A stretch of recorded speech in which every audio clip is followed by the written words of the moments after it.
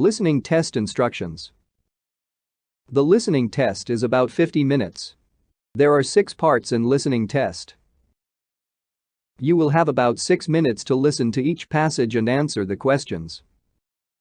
The passage will be played once.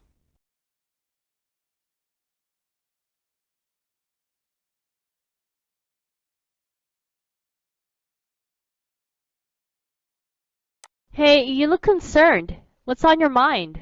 The final exam. I'm not fully prepared yet. Well, don't worry too much. You still have 3 days. Yeah, but 3 days will fly past in a wink. Well, you still have time to cram things in your brain anyway. Question 1. Why is the man looked worried?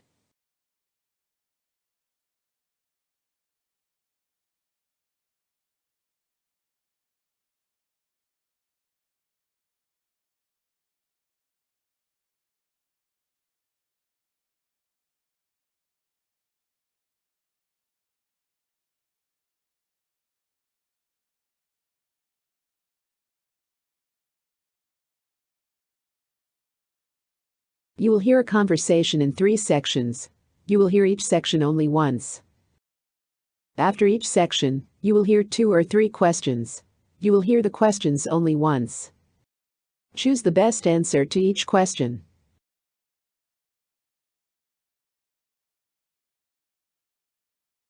Good morning, Mr. Harris. I see you've come in today regarding your loan repayment. How can I assist you? Hi, good morning. Yes, thank you for taking the time to meet with me. I've been dealing with some unexpected financial difficulties, and it's becoming increasingly difficult to keep up with my monthly loan payments. I'm here to see if there's any possibility for adjusting the repayment plan. I'm sorry to hear that, Mr. Harris. I can imagine how stressful that must be. Let's go through your current situation so we can explore possible solutions. Can you tell me more about what led to this difficulty? Absolutely. I was recently laid off from my job, and while I'm actively looking for new work, the process has been slower than expected. Meanwhile, I've been trying to balance my household expenses, which have only added to my financial strain. My monthly loan payment is just proving too much to manage at the moment. I understand, and I appreciate your honesty. It's good that you're being proactive by reaching out. In cases like these, we do have options for customers who are experiencing temporary financial hardship. I'd like to go over some of these options with you and see which one might suit your situation best. How does the loan officer respond to Mr. Harris' situation?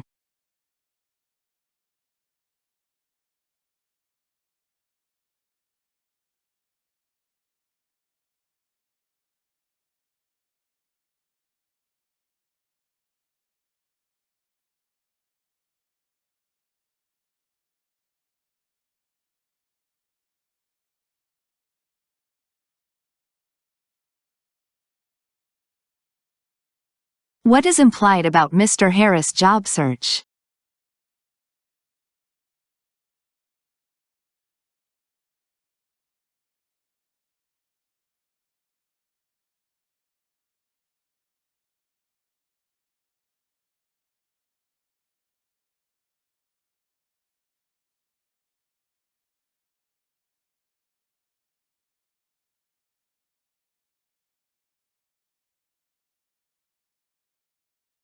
What can be inferred about Mr. Harris' financial priorities?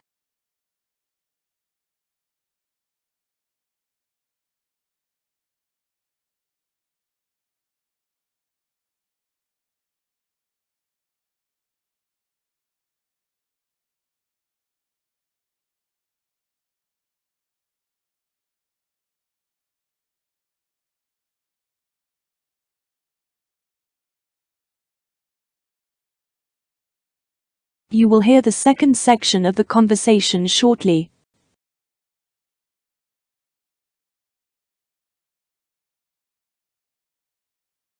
Thank you. I'm definitely open to any suggestions. I really want to maintain a good relationship with the bank, so I don't want to fall behind or default on my loan. That's commendable, Mr. Harris. We have a few potential solutions for you. The first option is a temporary forbearance, where we pause your loan payments for up to 3 months. You would be responsible for paying interest during that time, but the principal payments would be put on hold. Does that sound like something that might work for you? A forbearance could be helpful, but I'm concerned about the accrued interest piling up. Is there a way to reduce that or make a payment plan more manageable? Good question. Another possibility is adjusting your loan terms to extend the period of your loan. This would lower your monthly payment and make it more affordable. It does mean you'd pay more interest over the life of the loan, but it could offer the breathing room you need. I see. I'm not thrilled about extending the loan term, but if it helps me keep up with payments, it might be worth considering. Could we also look at whether there are any temporary payment reductions? Absolutely. We could reduce your payments by a set percentage, which would ease your burden temporarily. It's a flexible option and could be tailored to your current financial capacity. Why does the client express concern about forbearance?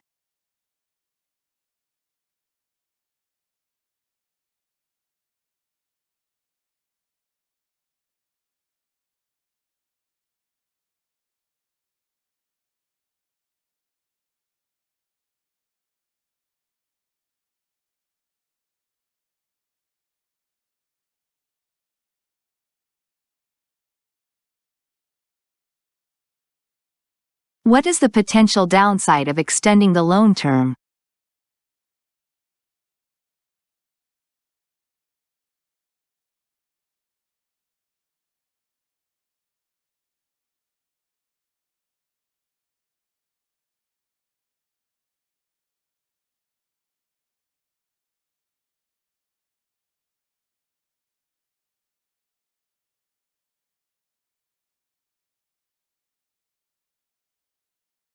What is the key benefit of reducing payments by a set percentage?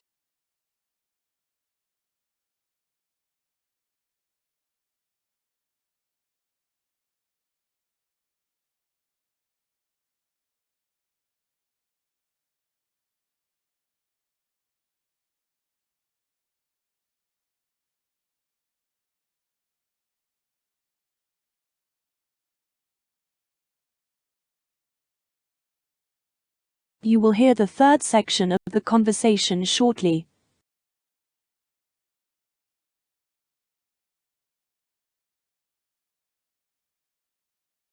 I think a payment reduction would be most helpful at this point.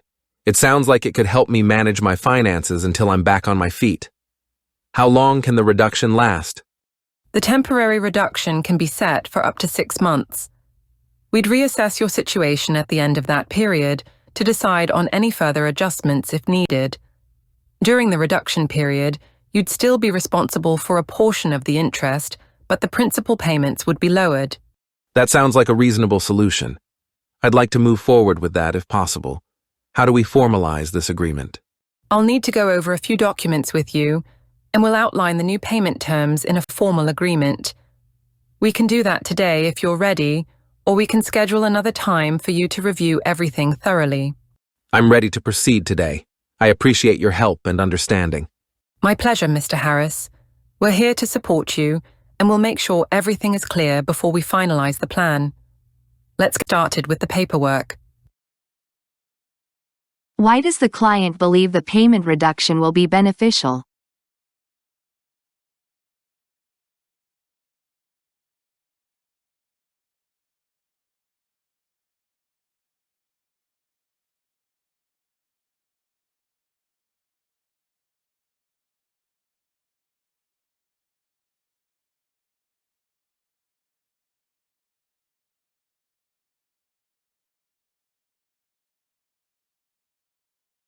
Why does the loan officer mention reassessing the situation after 6 months?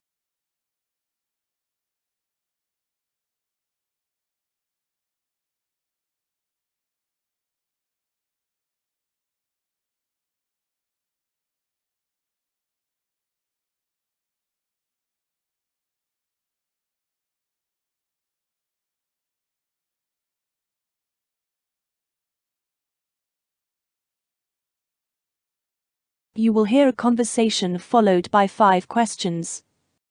Listen to each question. You will hear the question only once. Choose the best answer to each question.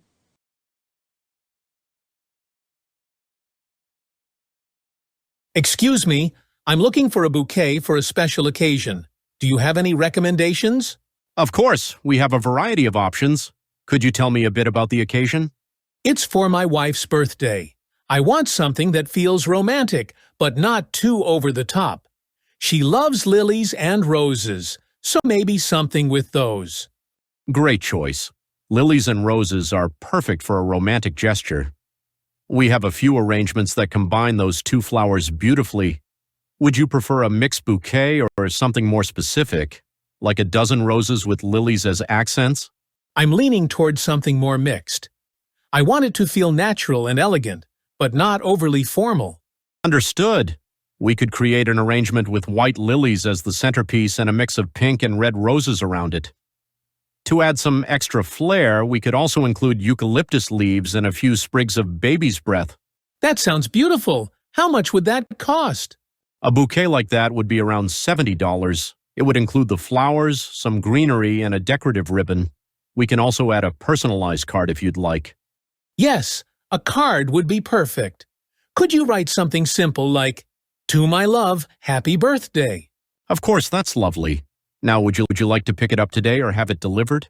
I'll pick it up today. Can I come by around 3 p.m.? That works perfectly. We'll have it ready for you by then. Just to confirm, is the name on the card, "To my love, happy birthday"? Yes, that's correct. Great. We'll see you at 3 p.m. Thank you for choosing us for your wife's day. We're sure she'll love the bouquet. Thank you. I'm excited to see it. We'll make sure it's something she'll remember. Have a great day and we'll see you later. Thanks again, you too. What can be inferred about the florist's approach to customer service?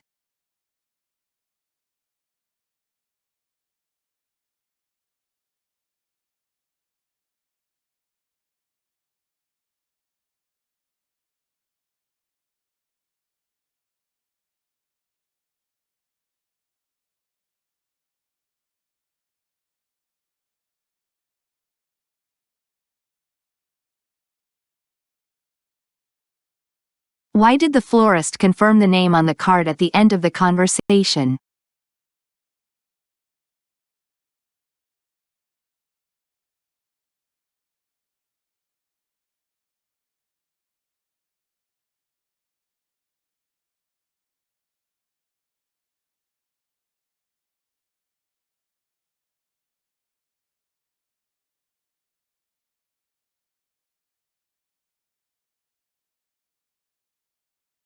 What does the customer's choice of message on the card suggest about his relationship with his wife?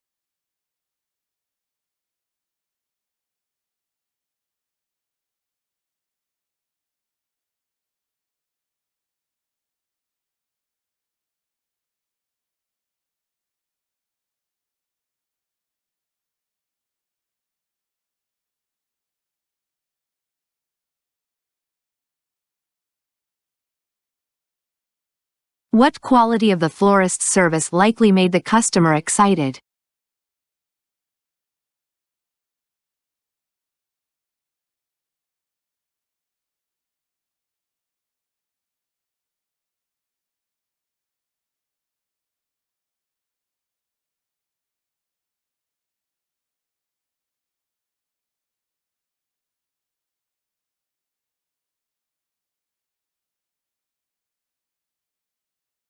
What is the significance of including eucalyptus leaves and baby's breath in the bouquet?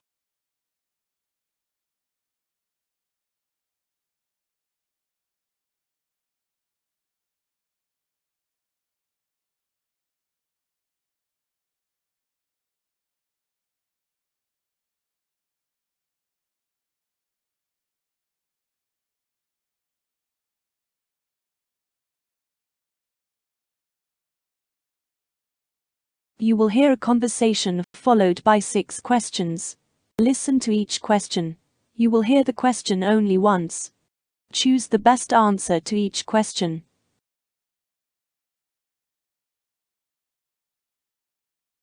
Good morning. I'm glad we could meet. I've been thinking a lot about redesigning my home, but I want it to be more than just a cosmetic update. I have a vision for how I want the space to feel and function. Good morning. I'm excited to hear your ideas. Let's dive in. What's the overall feeling you want to achieve with this redesign? Well, I want the house to feel modern and spacious, but also warm and welcoming. My family spends a lot of time at home, so it should be practical for everyday use, but also reflect a sense of comfort. I love open spaces, so I'm thinking of removing a few walls, but I'm concerned about maintaining a cozy atmosphere. I completely understand. We can create a layout that feels open without making it feel too sterile. We can incorporate natural materials like wood and stone to add warmth and texture. Are there any specific areas you feel need the most attention? The kitchen and living room are my main priorities. The kitchen is small and feels cramped. I'd love to open it up and have it flow into the living area. I also want a large island for entertaining and plenty of storage. As for the living room, I'm envisioning large windows to let in natural light. That sounds like a great idea. Could design a kitchen island that doubles as both a workspace and a gathering area. For the living room, I can design a layout that maximizes natural light, with big windows or even glass sliding doors that open to a patio. That would be fantastic. One of my concerns is making sure the house doesn't feel too cold in the winter. I don't want to sacrifice energy efficiency for design. That's a valid concern. We can use energy-efficient windows and incorporate insulation into the walls and floors.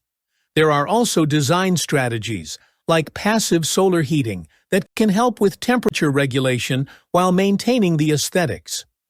Perfect. I'm excited to see the design come together. Thanks for listening to my ideas. Of course! I'll get started on some initial sketches, and we'll refine the design from there. Looking forward to working on this. What is the main reason the man wants to redesign his home?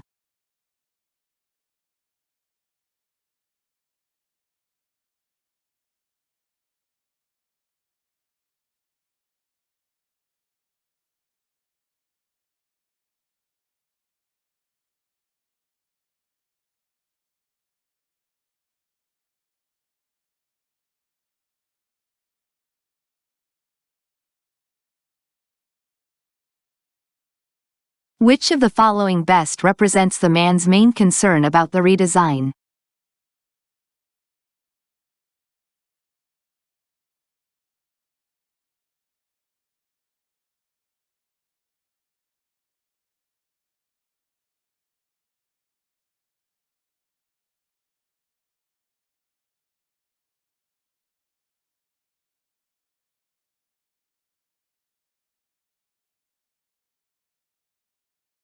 Why does the man want a large island in the kitchen?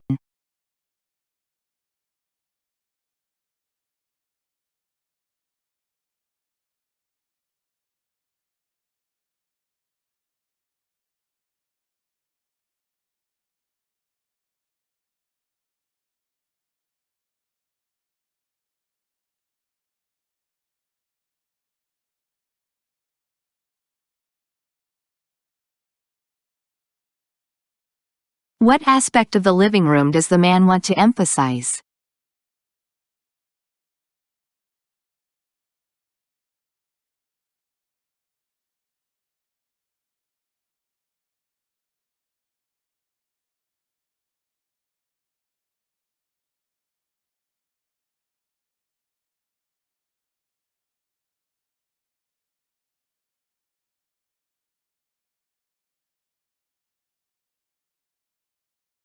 What is implied by the architect's response to the man's design idea?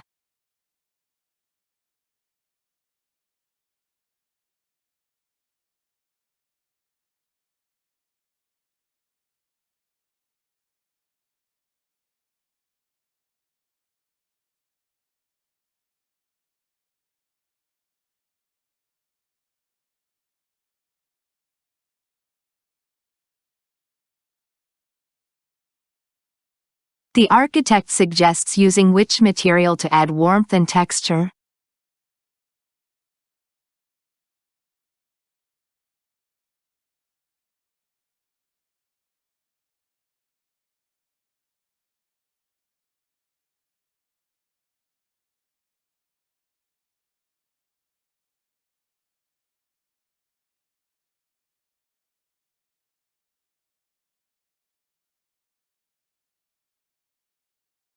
You will hear a news item once.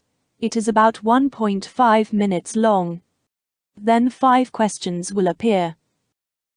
Choose the best way to complete each statement from the drop-down menu.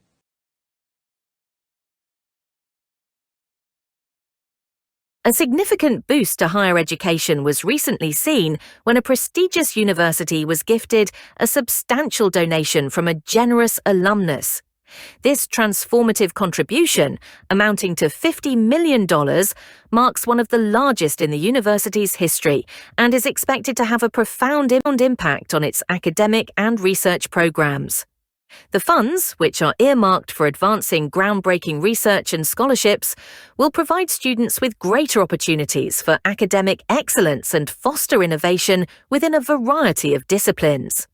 The generous alumnus, who graduated with a degree in engineering and has since become a successful entrepreneur, expressed his gratitude towards the institution that laid the groundwork for his career and personal growth.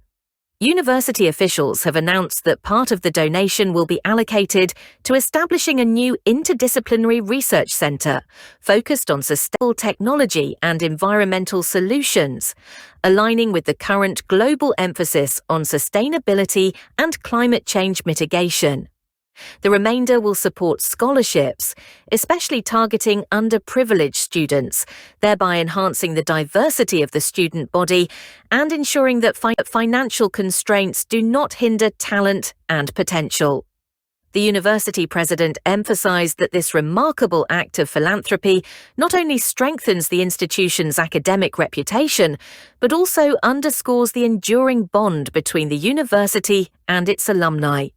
This act of generosity is expected to attract further investments and donations from other graduates, demonstrating a collective commitment to fostering educational growth and societal progress. The university community, from faculty to students, is elated by the potential for enhanced resources, innovative projects, and expanded opportunities that this gift will provide. The donation has been hailed as a catalyst for long-term development, positioning the university to remain at the forefront of academic and research excellence for years to come.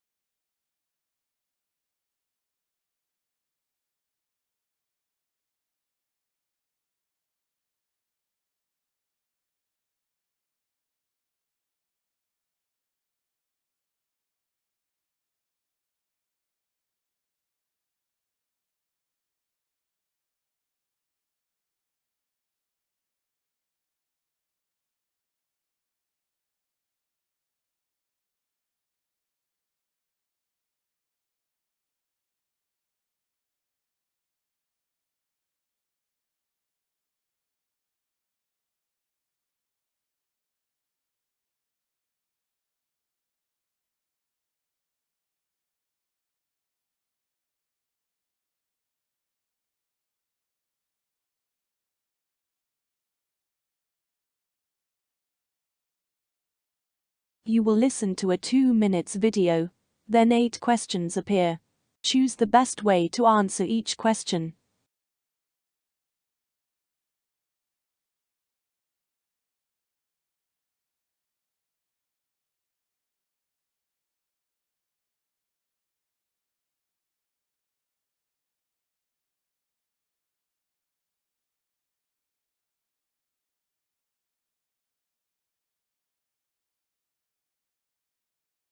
Good morning, everyone. As we begin discussing the design for this new building, we need to keep in mind the client's requirements.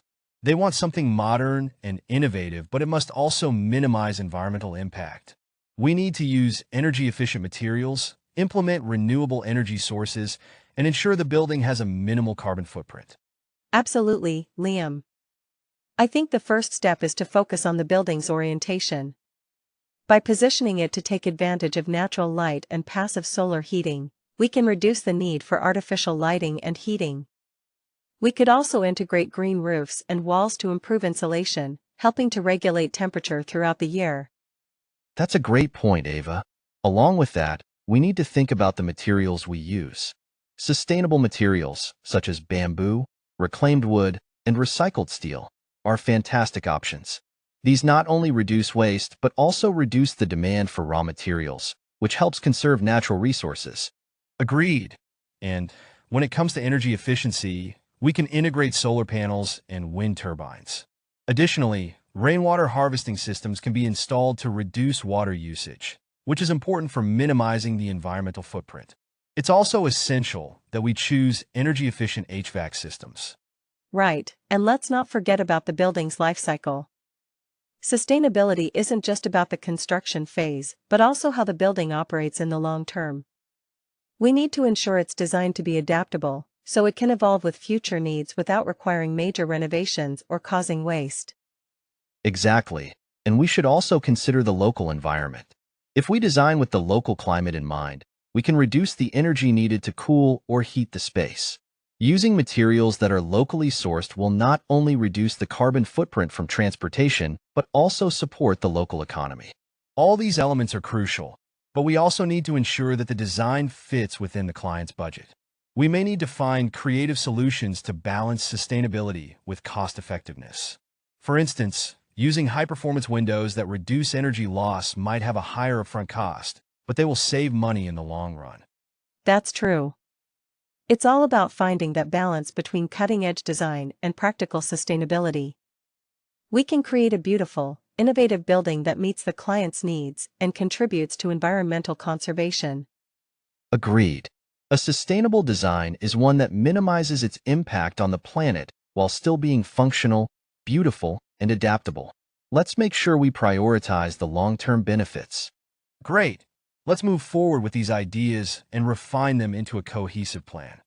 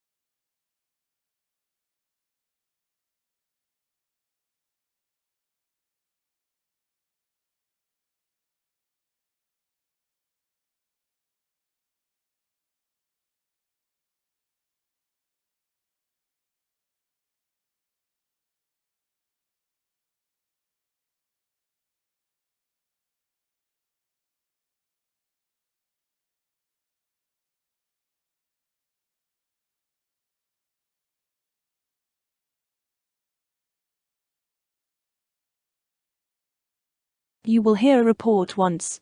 It is about 3 minutes long. Then 6 questions will appear. Choose the best way to answer each question from the drop-down menu.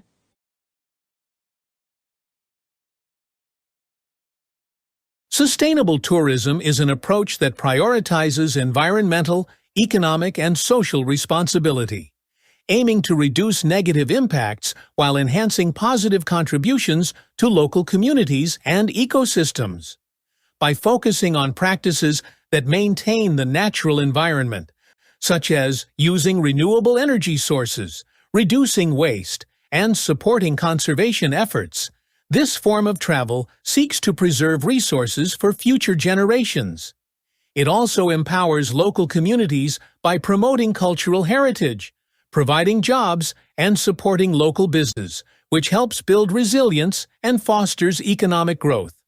In addition to environmental and economic considerations, sustainable tourism emphasizes social inclusivity and respect for local traditions and values, creating a more meaningful and respectful interaction between tourists and host communities. It encourages travelers to choose experiences that minimize their carbon footprint, such as eco-friendly accommodations, sustainable transport options, and activities that promote environmental education and awareness. By fostering a more conscientious approach to sustainable tourism can transform the tourism industry from a source of overconsumption and environmental degradation to an avenue for growth and conservation. Travelers are encouraged to become green consumers, seeking out destinations and operators that demonstrate eco-friendly practices, ethical labor standards, and community engagement. Governments and tourism operators play crucial roles in guiding this transition through policies and certifications that uphold sustainability standards. Ultimately, this approach aligns tourism with global sustainability goals, promoting a balance between economic prosperity and environmental stewardship. With careful planning and mindful choices, it's possible to create a travel experience that enriches lives without compromising the planet's health. By adopting sustainable practices, the industry can not only mitigate its adverse effects, but also contribute positively to the world's sustainable development, ensuring that tourism becomes a force for good rather than a cause of harm.